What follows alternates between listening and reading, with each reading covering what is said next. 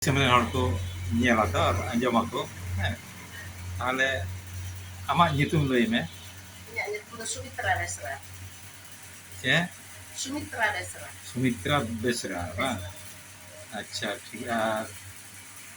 নিজের বাবা তাকওয়া অড়াগ ᱫᱚ ᱚᱠᱟᱨᱮ ᱛᱟᱦᱮᱸ ᱠᱟᱱᱟ Dhanjuri. ধানজুড়ি Heh.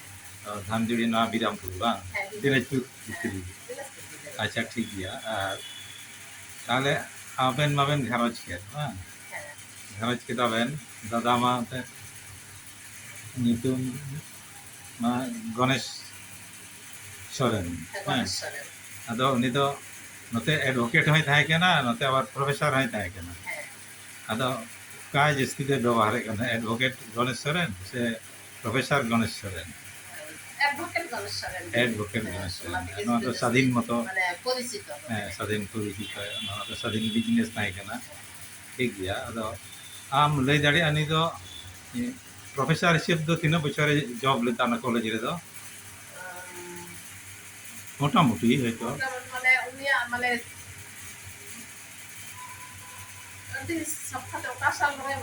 আচ্ছা ঠিক গিয়া তবে মিড কলেজের কি থাকে না বাং হ্যাঁ মিড কলেজ মিড কলেজের কি তবে হয় 11 সাল 28 জুন উনি অবসর ও 11 সাল 11 সাল বাং ও আচ্ছা আচ্ছা আর ᱱᱚᱣᱟ ᱯᱨᱮᱠᱴᱤᱥ ᱫᱚ ᱤᱱᱟᱹ ᱛᱟᱭᱱᱚᱢ ᱯᱨᱮᱠᱴᱤᱥ ᱨᱮᱫᱚ ᱪᱟᱞᱟᱣ ᱠᱟᱱᱟ ᱦᱮᱸ ᱪᱟᱞᱟᱣ ᱚ ᱱᱚᱣᱟ ᱫᱤᱱᱟᱡᱽᱯᱩᱨ ᱠᱳᱨᱴ ᱨᱮᱜᱮ ᱵᱟᱝ ᱦᱮᱸ ᱚᱸᱰᱮ ᱠᱷᱚᱱ ᱚᱵᱚᱥᱥᱚᱨ ᱛᱟᱭᱱᱚᱢ ᱛᱮ 3 বছর ইয়ে রে এম কেদা আশ্রয় রে প্রজেক্ট অফিসার করতে আচ্ছা আচ্ছা আর যখন অ্যাক্সিডেন্ট না ওনা কারণে গিদরা কেদা বা ওড়া ᱨᱮᱜᱮ ᱨᱮᱡᱩᱜ ᱡᱩᱫᱤ ᱤᱭᱟᱹ ᱢᱟ ᱢᱮᱱᱟᱜ ᱛᱟᱢ ᱜᱮ ᱞᱟᱭᱥᱮন্ᱥ ᱢᱟ ᱢᱮᱱᱟᱜ ᱛᱟᱢ ᱜᱮ ᱚᱠᱟ ᱨᱮᱜᱮ ᱟᱫᱚ ᱱᱚᱰᱮ ᱜᱮ ᱠᱟᱹᱢᱤ ᱢᱮ ᱦᱮᱸ ᱴᱷᱤᱠ ᱜᱮᱭᱟ ᱟᱫᱚ ᱱᱚᱰᱮ ᱜᱮ ᱠᱟᱛᱮ ᱠᱟᱹᱢᱤ ᱠᱟᱱ ᱛᱟᱦᱮᱸ আচ্ছা আর মিটি লাইট ᱡᱩᱞᱩᱜ ᱠᱟᱱᱟ ᱥᱮ ᱪᱮᱫ ᱚᱱᱛᱮ ᱥᱮ ᱵᱟᱝ ᱪᱟᱞᱟᱜ ᱠᱟᱱᱟ হ্যাঁ ᱡᱩᱞᱩᱜ ᱠᱟᱱᱟ ᱱᱚᱣᱟ ᱛᱷᱚᱲᱟ ᱡᱚᱛᱚ ᱯᱷᱟᱝᱥᱚᱱ ᱱᱤᱛᱚᱜ ᱵᱟᱹᱧ ᱩᱫᱽᱫᱷᱟᱨ ᱠᱟᱫᱟ ᱟᱢᱟᱜ ᱚᱥᱩᱵᱤᱫᱟ ᱦᱩᱭᱩᱜ ᱠᱟᱱᱟ ᱥᱮ ᱪᱮᱫ ᱠᱚᱭᱚᱜ ᱛᱮ ᱵᱟᱝ ᱵᱟᱝ ᱚ ᱴᱷᱤক ᱜᱮᱭᱟ ᱛᱟᱦᱞᱮ ᱠᱷᱟᱱ ᱛᱮᱜᱮ ᱤᱭᱟᱹ ᱱᱤᱛ ᱫᱚ ᱜᱟᱞᱢᱟᱨᱟᱣ ᱪᱟᱞᱟᱜ ᱠᱟᱱᱟ আর দাদা ᱫᱚ ᱱᱩᱭ ᱢᱟ ᱫᱮ ᱟᱵᱚ ᱥᱟᱱᱛᱟᱲ ᱵᱷᱤᱛᱤᱨ ᱨᱮ ᱱᱩᱭ ᱢᱟ ᱟᱹᱰᱤ ᱧᱩᱛᱩᱢᱟᱱ ᱦᱚᱲᱮ ᱛᱟᱦᱮᱸ ᱠᱟᱱ হ্যাঁ মানে নেতৃত্ব রে লিডারশিপ রে নুই মানে নুইয়া পিরিয়ড রে দো একচিটিয়া নুই দো সব কাম নুই কি হ্যাঁ প্রভাবশালী হড় দই থাই কানা আপো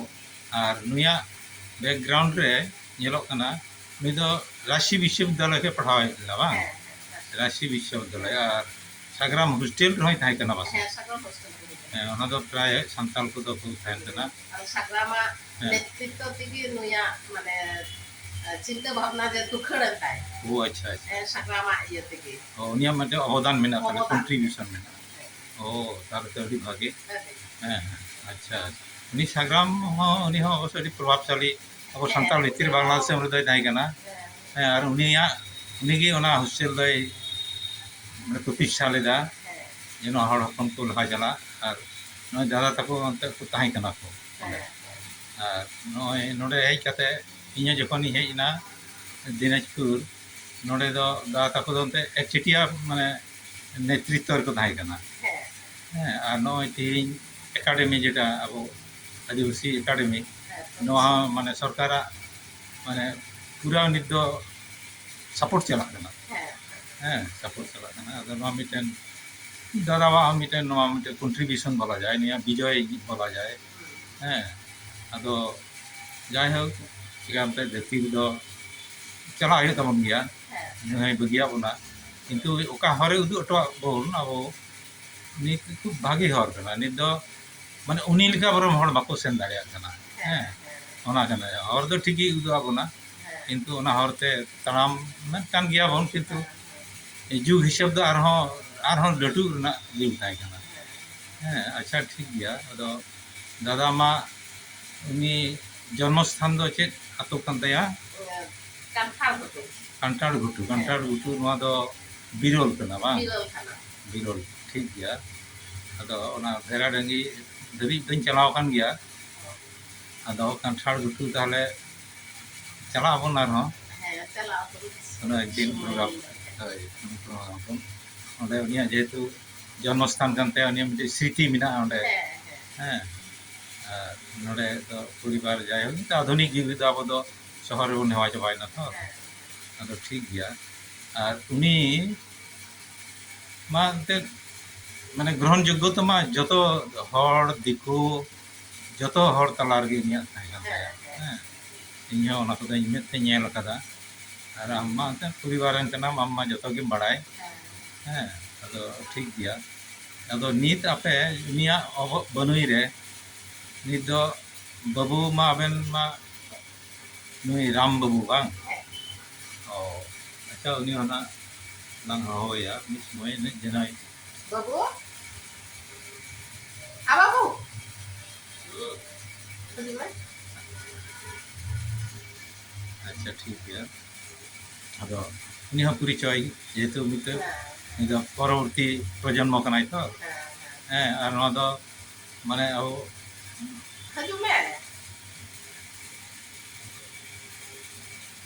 ᱟᱪᱪᱷᱟ ᱦᱤᱡᱩᱜ ᱠᱟᱱᱟᱭ ᱱᱟᱦᱟᱜ ᱜᱟᱞᱢᱟᱨᱟᱣ ᱦᱟᱛᱟᱲᱫᱟ Bangsa Paroswar. ᱦᱳᱭ ᱟᱨ ᱢᱟᱹᱭ ᱫᱚ ᱛᱤᱱᱟᱹᱜ ᱟᱠᱚ ᱛᱤᱱᱟᱹᱜ ᱦᱮᱱᱟᱜ ᱠᱚᱣᱟ Pia kuri gidara. ᱯᱮᱭᱟ ᱠᱩᱲᱤ ᱜᱤᱫᱽᱨᱟᱹ ᱵᱟᱝ Lati do Rotna Priya Soren, uni do Ponchogor High School re শিক্ষকতা না ও আচ্ছা আচ্ছা আর তালাই do Orjona Devi Soren, হ্যাঁ uni do ফুলবাড়ির বেজায় দক্ষিণ শ্রীরামপুর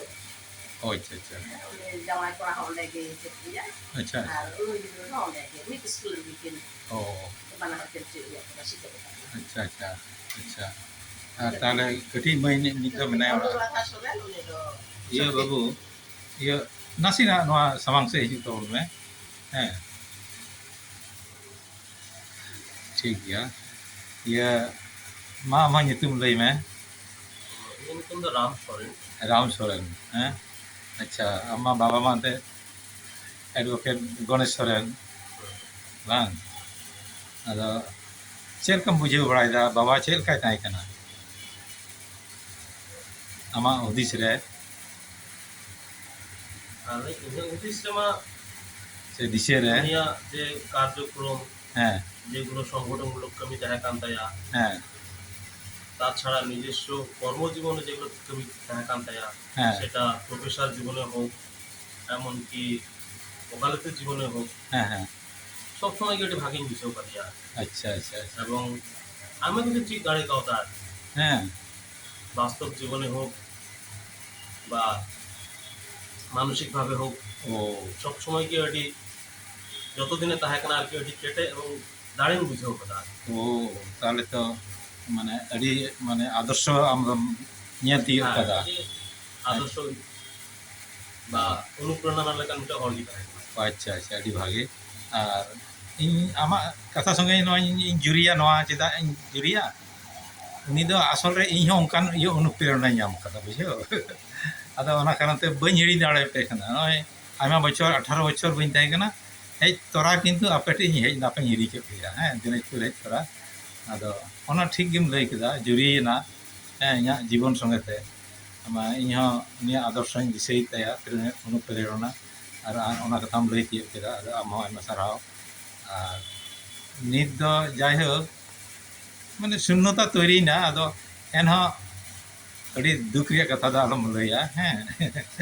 ᱟᱫᱚ ᱪᱮᱫ ᱞᱮᱠᱟ ᱦᱮᱱᱟᱜ ᱯᱮᱭᱟ ᱩᱱᱤ ᱵᱟᱹᱱᱩᱭ ᱨᱮ হ্যাঁ হেনাম তো যথেষ্ট মজগিরে মেনা লেয়া আর কি আচ্ছা হ্যাঁ হ্যাঁ আপে আশীর্বাদ তে আর বাবা আশীর্বাদ তে আর কি ᱟᱪᱪᱷᱟ ᱟᱪᱪᱷᱟ ᱟᱪᱪᱷᱟ আড়ি মজগি মেনা ও ᱟᱪᱪᱷᱟ ᱴᱷᱤᱠ ᱜᱮᱭᱟ ᱟᱥᱚᱞ ᱨᱮᱜᱮ ᱫᱷᱟᱹᱨᱛᱤ ᱨᱮᱫᱚ ᱚᱠᱚᱭ ᱵᱚᱱ ᱛᱟᱦᱮᱱᱟ ᱟᱵᱟᱨ ᱵᱚᱱ ᱪᱟᱞᱟᱜᱼᱟ ᱠᱤᱱᱛᱩ ᱮᱱᱦᱚᱸ ᱚᱠᱚᱭ ᱠᱚ ᱛᱟᱦᱮᱸ ᱦᱟᱛᱟᱲᱚᱜ ᱟᱵᱚᱱ ᱛᱟᱦᱮᱱ ᱦᱩᱭᱩᱜᱼᱟ ᱚᱱᱠᱟᱜᱮ ᱦᱮᱸ ᱟᱫᱚ ᱴᱷᱤᱠ ᱜᱮᱭᱟ ᱟᱹᱰᱤ ᱠᱩᱥᱤᱧ ᱵᱩᱡᱷᱟᱹᱣ ᱠᱮᱫᱟ ᱤᱧ ᱦᱚᱸ ᱢᱟᱱᱮ ᱱᱤᱨᱟᱥ ᱨᱮᱫᱚ ᱵᱟᱹᱧ ᱯᱟᱲᱟᱣ ᱞᱮᱱᱟ ᱟᱨᱠᱤ ᱟᱹᱰᱤ ᱢᱚᱡᱽ ᱤᱧ ᱵᱩᱡᱷᱟᱹᱣ ᱠᱮᱫᱟ ᱟᱨ ᱡᱟᱭᱦᱳᱠ ᱢᱚᱡᱽ ᱜᱮ ᱛᱟᱦᱮᱱ ᱛᱟᱵᱚᱱ ᱯᱮ ᱦᱮᱸ ᱱᱚᱜᱼᱚ ᱱᱚᱝᱠᱟ ᱤᱧ ᱦᱚᱸᱧ ᱦᱤᱨᱤ ᱯᱮᱭᱟ ᱟᱯᱮ ᱦᱚᱸ ᱡᱩᱫि ᱥᱚᱢᱵᱷᱚᱵ ᱦᱩᱭ ᱠᱷᱟᱡ ᱤᱧ ᱢᱟ ᱮᱱᱛᱮ ᱟᱭᱢᱟ ᱡᱷᱟᱢᱮᱞᱟ ᱨᱤᱧ ᱛᱟᱦᱮᱱᱟ ᱛᱚ ᱦᱟᱱᱛᱮ ᱱᱟᱛᱮᱧ ᱫᱟᱬᱟᱱᱟ ᱟᱫᱚ ᱮᱱᱦᱚᱸ ᱦᱤᱨᱤᱭᱤᱧ ᱯᱮ ᱤᱧ ᱦᱚᱸ ᱦᱮᱸ ᱤᱧ ᱢᱚᱛᱚ ᱜᱤᱧ ᱛᱟᱦᱮᱱ ᱠᱟᱱᱟ ᱫᱤᱱᱟᱡᱽᱯᱩᱨ ᱨᱮ ᱦᱳᱭ ᱦᱳᱭ ᱚᱱᱟ ᱠᱟᱱᱟ ᱟᱥᱚᱞ ᱫᱚ ᱦᱮᱸ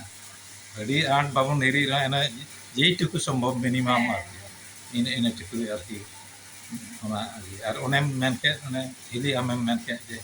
ᱚᱱᱛᱚᱛᱚ ᱵᱩᱡᱷᱟᱹᱜᱼᱟ ᱡᱮ ᱯᱟᱥᱮ ᱨᱮ ᱦᱚᱲ ᱢᱮᱱᱟᱜ ᱠᱚᱣᱟ ᱱᱤᱡᱮᱨ ᱨᱮᱱ ᱚᱱᱟ ᱵᱩᱡᱷᱟᱹᱜᱼᱟ ᱚᱱᱟ ᱯᱷᱤᱞᱤᱝᱥ ᱡᱮᱱᱚ ᱧᱟᱢ ᱟᱪᱪᱷᱟ ᱴᱷᱤক ᱜᱮᱭᱟ ᱟᱭᱢᱟ ᱥᱟᱨᱦᱟᱣ ᱟᱨ ᱛᱟᱦᱚᱞᱮ ᱢᱤᱫ ᱫᱤᱱ ᱫᱚ ᱠᱟᱱᱴᱷᱟᱲ ᱜᱩᱴᱩ ᱵᱚᱱ ᱪᱟᱞᱟᱜᱼᱟ ᱵᱟᱵᱟᱣᱟᱜ ᱡᱟᱱᱟᱢ ᱰᱤᱸᱰᱟᱹ অবশ্যই ᱦᱮᱸ ᱚᱱᱟ ᱜᱚᱜᱚ ᱛᱟᱹᱠᱤᱱ ᱞᱤᱧ ᱜᱟᱞᱢᱟᱨᱟᱣ ᱠᱮᱫᱟ ᱟᱨ ᱤᱧ ᱦᱚᱸ ᱪᱟᱞᱟᱜ ᱨᱮᱱᱟᱜ ᱟᱜᱽᱨᱚᱦᱚ ᱢᱮᱱᱟᱜ ᱛᱤᱧᱟ ᱦᱮᱸ ᱟᱫᱚ ᱟᱭᱢᱟ ᱥᱟᱨᱦᱟᱣ ᱟᱢ ᱦᱚᱸᱢ ᱥᱮᱞᱮᱫ ᱞᱮᱱ ᱛᱟᱵᱚᱱᱟ ᱱᱚᱣᱟ ᱜᱟᱞᱢᱟᱨᱟᱣ ᱨᱮ ᱱᱚᱣᱟ ᱫᱚ ᱤᱧ ᱫᱚ